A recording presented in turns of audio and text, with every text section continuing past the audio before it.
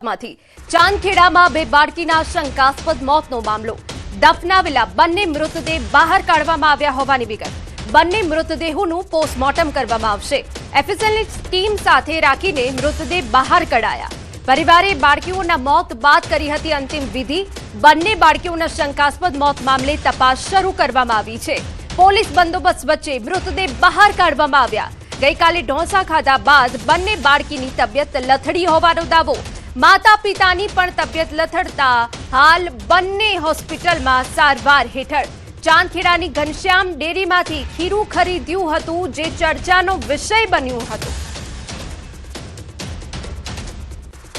आ बाबते जे विगत छे एमां जे जाहेर करनार छे एमणे जे घनश्याम डेरी छे त्याथी जे खीरू लीधुं हतुं ए बाबते जे आखो बनाव बनेल छे अने फूड पॉइजनिंगनुं जे बनाव बनेल छे तेमणे जणाव्या अनुसार तो आ बाबते मुख्य तो जे नमूनाओ एफएसएल जेमनी मिष्टी करीने 3 वर्षनी बाळकी हती तेना बी पीएम करावीने तेना नमूना मेळवेल छे તેમજ આ બાળકીની બી પ્રક્રિયા કરી અને તેના બી જે ફોરેન્સિક જે નમૂનાઓ છે લઈ અને એફએસએલમાં મોકલી અને આગળ જે હકીકતમાં મૃત્યુનું જે ચોક્કસ કારણ છે એ એફએસએલનો જે રિપોર્ટ આવશે ત્યારબાદ જ જાણી શકાશે। ચાંદખેડા વિસ્તારમાં ઢોસાનું ખીરું ખાધા બાદ બે બાળકીના મૃત્યુના મામલે અત્યારે આપ જોઈ રહ્યા છો કે ચાંદખેડા પોલીસ છે તે સ્મશાન પહોંચી છે અને ખાસ કરીને જે બાળકીને દાટી દેવામાં આવી હતી તે બાળકીને કાઢીને તેનું એફએસએલ છે તે કરાવવામાં આવશે જેથી કરીને ચોક્કસ કારણ છે તે સાબિત થઈ શકે કે મૃત બાળકીઓ જે છે તેના મૃતદેહ બાદ તેનું પોસ્ટમોર્ટમ કરાવવામાં આવશે ને ત્યારબાદ પોસ્ટમોર્ટમ રિપોર્ટના આધારે નક્કી થઈ શકશે કે બાળકીનું મૃત્યુ છે તે આખરે કયા કારણોસર થયું છે।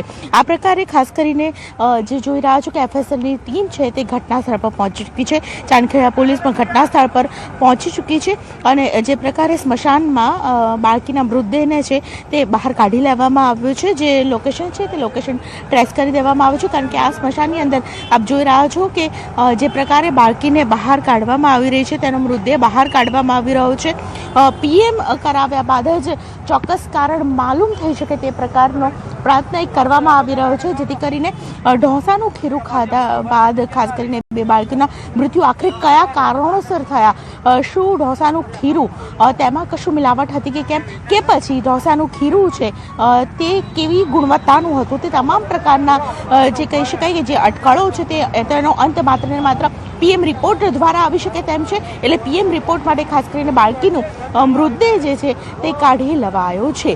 કેમેરા પર્સન નિલેશ સોસા સાથે દીપિકા કુમાર ન્યૂઝ 18 ગુજરાતી અમદાવાદ।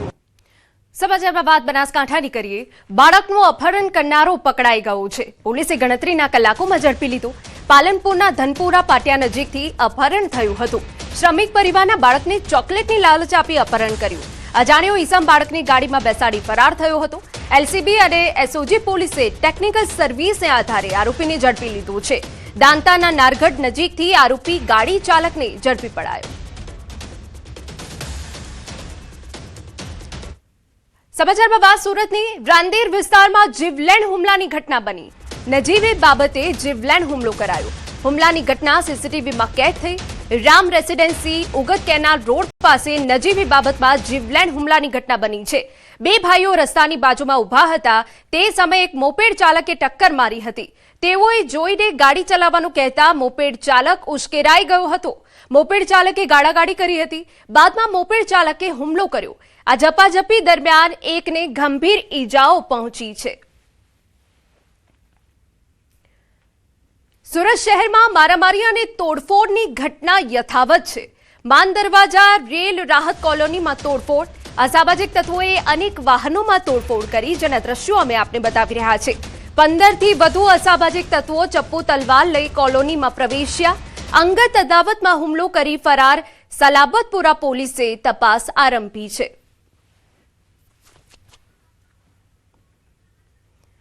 અને હવે બુલેટિનમાં આગળ વાત કરીએ સ્વરાજનો સંગ્રામ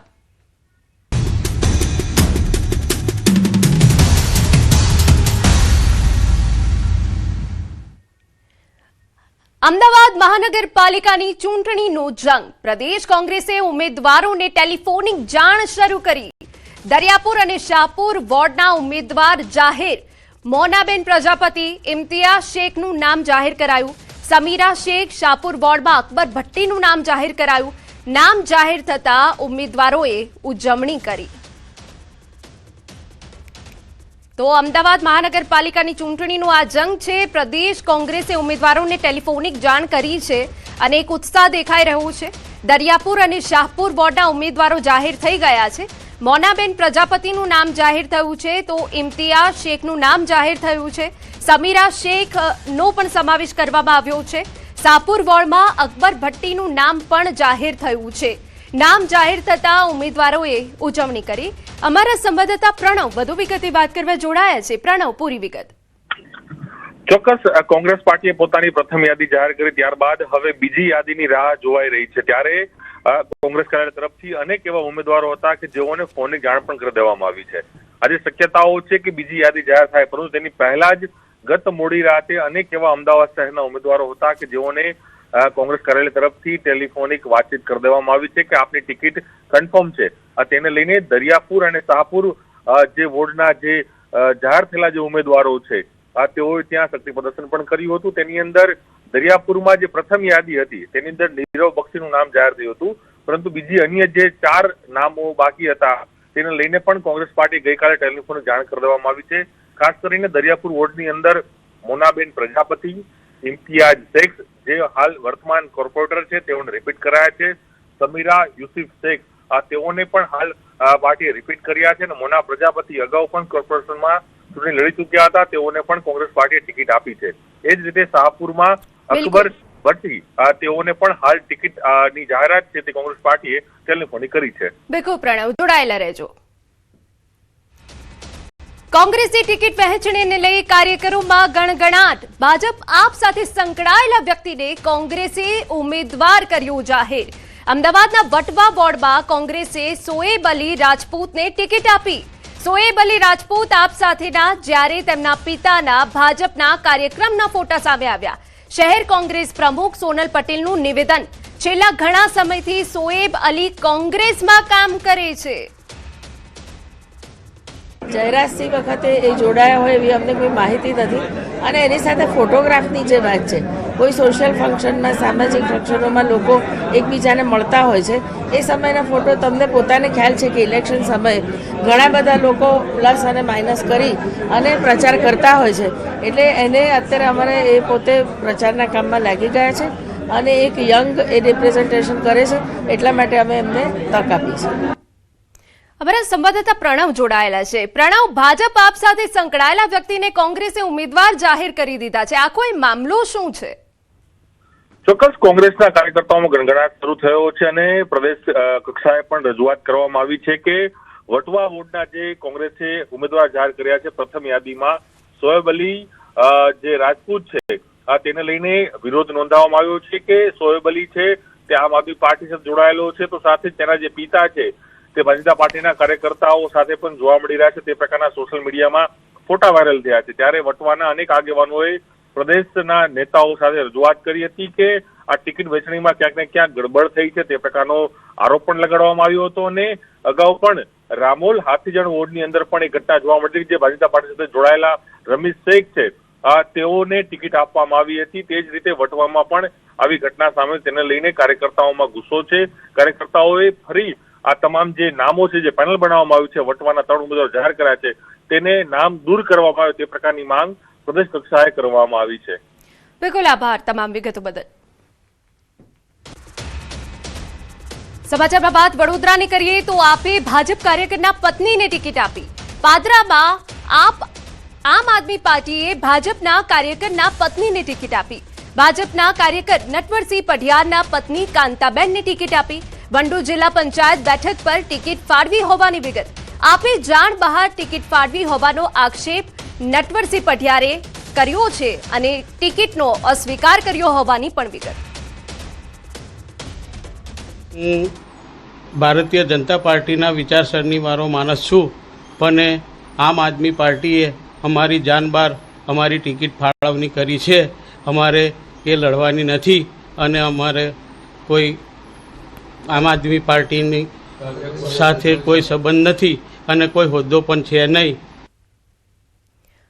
સુરતમાં સ્થાનિક સ્વરાજ્યની ચૂંટણી નજીક આવતા રાજકીય માહોલ ગરમાયો છે તો સાથે જ બજારમાં ચૂંટણી સામગ્રીની માંગમાં પણ તેજી જોવા મળી રહી છે. શહેરના વેપારીઓએ પહેલેથી ઝંડા, બેનર, ટોપી, સાડીઓ અને અન્ય પ્રચાર સામગ્રીઓનો મોટો જથ્થો તૈયાર કરી રાખ્યો છે. ભાજપ, કોંગ્રેસ અને આપ સહિત વિવિધ પક્ષોના સમર્થકો માટે અલગ અલગ સામગ્રી ઉપલબ્ધ છે. વેપારીઓના કહેવા મુજબ આગામી દિવસોમાં 2 થી 3 કરોડ રૂપિયાના વેચાણની શક્યતા છે, જેના કારણે બજારમાં ચહલપહલ વધી ગઈ છે અને કોરોના પછી ધીમી પડેલી વેપારને હવે ચૂંટણીના માહોલે નવી દિશા આપી છે. સ્થાનિક સ્વરાજની ચૂંટણીની જાહેરાત થતાની સાથે દરેક પાર્ટી પોતાના ઉમેદવારોના નામ જાહેર કરી રહી છે, ત્યારે જાહેર થતાની સાથે જ ચૂંટણી જે સામગ્રી છે તેની બજારમાં માંગ વધી છે. દુકાનો પર તેની વેચાણ થતાની સાથે જ હવે ગ્રાહકો પહોંચી રહ્યા છે. દુકાનોમાં અલગ અલગ પાર્ટીઓના અલગ અલગ મટીરિયલ રાખવામાં આવ્યા છે. દ્રશ્ય સીધા જોઈ શકાય છે કે સુરતમાં ભાજપ હોય, આમ આદમી પાર્ટી હોય, કોંગ્રેસ, આ 3 પાર્ટીની સીધી ટક્કર થવા જઈ રહી છે. ત્યારે જે લોકો છે તેને આકર્ષવા માટે તમામ પાર્ટીઓના આગેવાનો અને તેમના કહી શકાય કે કાર્યકર્તાઓ ભાજપ કાર્યાલયથી લઈ અલગ અલગ જગ્યા પહોંચ્યા છે. ભાઈ પહોંચ્યા છે, આપણે સીધા એમની સાથે વાત કરીએ. આપનું નામ? વત્સલ કાકડિયા, અધ્યક્ષ ભારતીય જનતા યુવા મોરચો, વોર્ડ નંબર 4, કાપોદ્રા. અત્યારે અહીંયા આવ્યા છો, શું ખરીદી કરવા આવ્યા છે ને કેમ?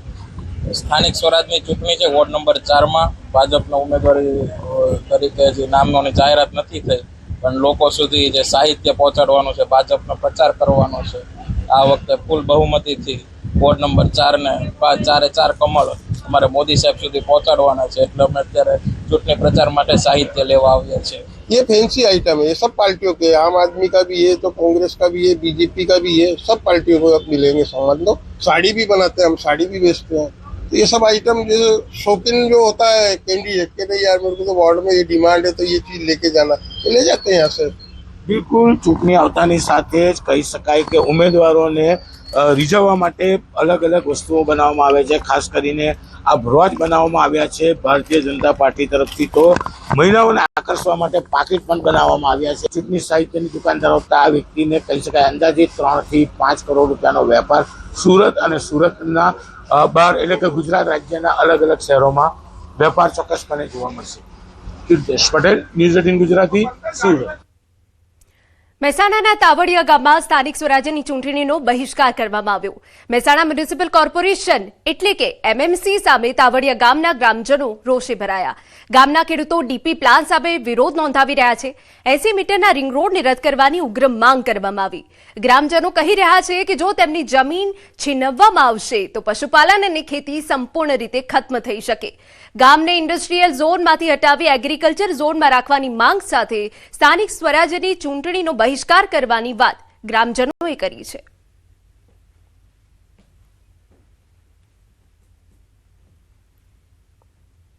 રાજકોટના વોર્ડ નંબર 15માં કોંગ્રેસ અગ્રણી વશરામ સાગઠિયા અને પ્રવીણ સોરાણી વચ્ચે ચાલી રહેલા વિવાદનો મામલો.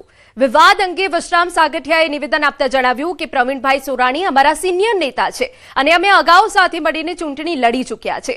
પ્રવીણભાઈના ભાજપમાં જોડાવાની અટકળ ઉપર પ્રતિક્રિયા આપતા કહ્યું કે આ લોકશાહી છે અને જે વ્યક્તિને જ્યાં અનુકૂળ લાગે ત્યાં જઈ શકે, તેમને રોકી શકાય નહીં. મેં પણ એકવાર પાર્ટી બહાર જઈને અનુભવ કરી લીધો છે અને તે ભૂલ માટે હું આજે પણ મારી જાતને માફ નથી કરી શકતો. કોઈ ગજગ્રહ મારે છે નહીં. પ્રવીણભાઈ અને ભાનુબેન તો મારા મિત્રો છે. 25 વર્ષથી ચૂંટણીમાં અમે હારે જ છીએ. 25 વર્ષથી સાથે જ રહીએ છીએ. સાથે એમને ચૂંટણી લડાવી છે. મારે પહેલાં પણ એમને 2 વાર ચૂંટણી લડાવી છે. ભાનુબેન પણ 1 વાર કોર્પોરેટ બનાવ્યા હતા અને પ્રવીણભાઈ 1 વાર કોર્પોરેટ બન્યા છે. જૂનાગઢમાં આમ આદમી પાર્ટીમાં સ્થાનિક સ્વરાજ્યની ચૂંટણી પહેલા આંતરિક મતભેદો શરૂ થયા છે. એસસી સેલના જિલ્લા પ્રમુખ ધીરુ ગોહિલે પક્ષના કેટલાક નેતાઓ સામે ગંભીર આક્ષેપ લગાવ્યા. તેમનો આક્ષેપ છે કે માળિયા, માણાવદર અને વિસાવદર વિસ્તારોમાં ટિકિટો વહેંચવામાં આવી છે. ગોપાલ ઇટાલિયા અને રાજુ બોરખતરિયા ઉપર આક્ષેપો થતા સમગ્ર મામલે રાજકીય ગરમાવો વધ્યો છે. ચૂંટણી પહેલા ઉભા થયેલા વિવાદે જૂનાગઢના રાજકારણમાં હલચલ મચાવી છે. આજે ઈ માણસો ટોટલ જેને મદદ કરી હતી એ માણસો અટાણે સવાર થઈ ગયા કે જૂના માણસોને કાપી નાખો અને આ જેને મદદ કરી હતી અત્યારે જે પૈસા દે છે એને જિલ્લામાં અને તાલુકામાં ટિકિટ આપવાનું ચાલુ કરજો. આ અમારી આમ આદમી પાર્ટીની પોલિસી છે. હું સત મહત્વના સમાચાર. ભાજપ પાર્લામેન્ટરી બોર્ડનો મોટો નિર્ણય. 60 વર્ષથી વધુ ઉંમરના વ્યક્તિને ટિકિટ નહીં મળે. એ સાથે 3 ટર્મથી ચૂંટણી લડતા ઉમેદવારને પણ નહીં અપાય ટિકિટ. સંગઠન કે સરકારમાં પદાધિકારીઓના પરિવારજનોને પણ ટિકિટ નહીં મળે તેવી સ્પષ્ટતા કરાઈ છે. પાર્લામેન્ટરી બોર્ડ બેઠક શરૂ થતાં જ આ મુદ્દાઓ નક્કી કરાયા. પાર્લામેન્ટરીના સભ્યોએ નિયમો સ્વીકાર્યા હોવાની વિગત. તો સમગ્ર વિગતે વાત કરવા માટે અમારા સંવાદદાતા ગૌતમ જોડાઈ ગયા છે. ગૌતમ, કેટલાક ધારા નિયમો લાગુ કરવામાં આવ્યા છે ઉમેદવારોને લઈને, શું છે સંપૂર્ણ વિગત?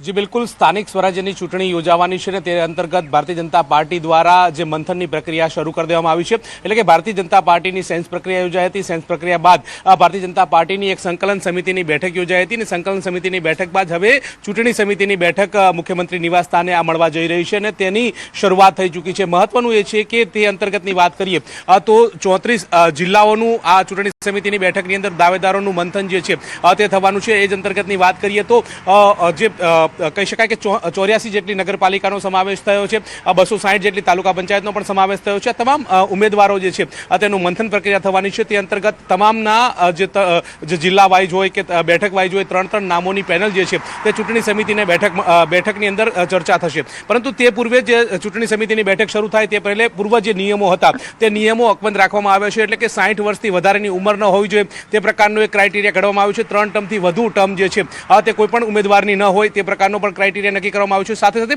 પરિવારવાદની વાત સામે આવતી હોય છે તેનો પણ છેદ ઉડાડી દેવામાં આવ્યો છે. એટલે કે પરિવારવાદમાંથી આવતા હોય જો ભારતીય જનતા પાર્ટીના કોઈ પણ હોદ્દા ઉપર હોય તો તેને પણ ટિકિટ નહીં મળે. આ પ્રકારની વાત જે છે તે સામે આવી છે અને આ ચૂંટણી સમિતિની બેઠકની શરૂઆત થાય તેમાં મંથન કરવામાં આવ્યું છે, તેમાં સહમતિ સધાય છે અને ત્યારબાદ હવે પાર્લામેન્ટરી બોર્ડ બેઠકની શરૂઆત કરવામાં આવી છે. એટલે કે હવે જે 3 નામના પેનલ જે છે તે સામે આવ્યા છે તેને લઈને હવે વિસ્તૃત ચર્ચા થશે અને ત્યારબાદ ભારતીય જનતા પાર્ટી આ 3 દિવસની અંદર નામો જાહેર કરશે. હવે જોવાનું એ રહે છે કે સસ્પેન્સની અંદર કોના નામો ખુલે છે ને કોને તક મળે છે. પરંતુ ભારતીય જનતા પાર્ટીએ 3 નિયમો ઘડ્યા છે. આ 3 નિયમોનું પ્રાધાન્ય આપવામાં આવશે અને ત્યારબાદ બેઠકની અંદર જે ઉમેદવારો જે છે તેમના નામો જાહેર થશે. જી બિલકુલ ગૌતમ, વધુમાં એ પણ જાણવું છે કે પ્રદેશ પ્રમુખ જગદીશ વિશ્વકર્માએ પહેલાથી જ યુવા કાર્યકર્તાઓને પ્રાધાન્ય આપ્યું છે, તો શું આ વખતે ઉમેદવારોમાં યુવા કાર્યકર્તાઓ જોવા મળી શકે ઉમેદવાર તરીકે? જી બિલકુલ, એ પણ ચોક્કસ રીતે જોવા મળી રહ્યું છે. ભારતીય જનતા પાર્ટીમાં જ્યારે નવા પ્રદેશ પ્રમુખ તરીકે જગદીશ વિશ્વકર્માએ સુકાન સંભાળ્યું હતું ત્યારબાદ તેમની ટીમની વાત કરવામાં આવે તો પ્રદેશની ટીમ હોય, જિલ્લાની ટીમ હોય કે તાલુકાની ટીમ હોય, તમામ સંગઠનની ટીમની અંદર યુવા નેતાઓને પ્રાધાન્ય આપવામાં આવ્યું છે. અને એ જ થિયરી અત્યારે હાલ જે પ્રકારે જે ચૂંટણી સમિતિની બેઠકની અંદર જોવા મળે તો પણ નવાઈ નહીં.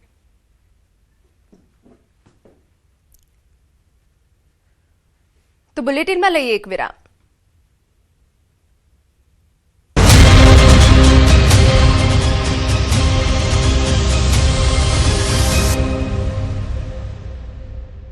આવતીકાલથી માવઠા માટે તૈયાર થઈ જજો. 3 આગાહીકારોની ભયંકર આગાહી. કુદરત જાણે જગતના તાતની કસોટી કરી રહી હોય તેમ આફત પર આફત આવી રહી છે. ખેડૂતો હજુ તો અગાઉના કમોસમી વરસાદના ફટકામાંથી ઊભા થાય એ પહેલા જ માથા પર વધુ એક કુદરતી આફતનું કમઠાણ મંડાયું છે. હવામાન વિભાગની સાથે સાથે હવામાન નિષ્ણાત અંબાલાલ પટેલ અને અથિયા શેટ્ટીએ પણ આગામી 24 કલાકમાં ગુજરાત પર કમોસમી વરસાદનું જોખમ તોળાઈ રહ્યા હોવાની ચેતવણી આપી છે. હવામાન વિભાગ દ્વારા કહેવામાં આવ્યું છે કે આવતીકાલથી રાજકોટ, જામનગર, મોરબી, દ્વારકા, કચ્છ, બનાસકાંઠા, સાબરકાંઠા, પાટણ, અરવલ્લી, મહીસાગરમાં કમોસમી વરસાદ ખાબકી શકે છે. તો બીજી તરફ હવામાન નિષ્ણાત અંબાલાલ પટેલે પણ આવતીકાલથી ભારે પવન સાથે વરસાદની આગાહી કરી છે. ખાસ કરીને ઉત્તર, પૂર્વ મધ્ય અને સૌરાષ્ટ્રના કેટલાક ભાગોમાં ભારે પવન સાથે વરસાદ થાય તેવી શંકા વ્યક્ત કરી છે. તો આ તરફ હવામાન નિષ્ણાત અથિયા શેટ્ટીએ પણ 2 દિવસ માવઠાની આગાહી કરી છે. વીજળીના કડાકા સાથે વરસાદ ખાબકશે. સાથે જ 2 દિવસ માછીમારોને દરિયો ન ખેડવા સૂચના આપી છે. 7 तारीख को आइसोलेटेड प्लेसेस में इक्का दुक्का स्थानों में हल्का से मध्यम बरसात का संभावना रहेगा. इसके साथ आपका आंधी के साथ बिजली गिरने का भी संभावना रहेगा. जो तेज़ हवा की गति रहेगा 30 से 40 किलोमीटर प्रति घंटा रहने का संभावना रहेगा. और फिशरमैन वार्निंग दिया गया है. मजबूत पश्चिमी विक्षोभ તારીખ 7મી આસપાસ આવેલો છે મેઘગર્જન સીમાથી અને તેની ગતિવિધિ થોડીક વધારે છે, જેના લીધે લગભગ ઉત્તર ગુજરાતના ભાગો, બનાસકાંઠા, પાલનપુરના ભાગો આ ઉપરાંત સાબરકાંઠાના ભાગો અને પંચમહાલના ભાગો, દાહોદના ભાગો તેમજ મધ્ય ગુજરાતના ભાગો, અમદાવાદના ભાગો, ઉત્તર ગુજરાતના અન્ય ભાગો અને વડોદરા વગેરે ભાગો.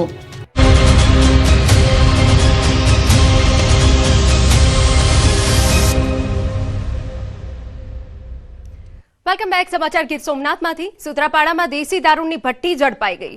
રેન્જ આઈજીની સ્ટ્રાઇકિંગ ફોર્સ દ્વારા બાતમીના આધારે દરોડા પાડ્યા. ચાલુ દેશી દારૂની ભઠ્ઠી પરથી 1 લાખથી વધુનો મુદ્દામાલ જપ્ત. 2 બુટલેગરની ધરપકડ. 2 ફરાર સ્થળ પરથી 140 લીટર દેશી દારૂ અને 1900 લીટર આથો અને દારૂ બનાવવાના સાધનો ઝડપાઈ ગયા.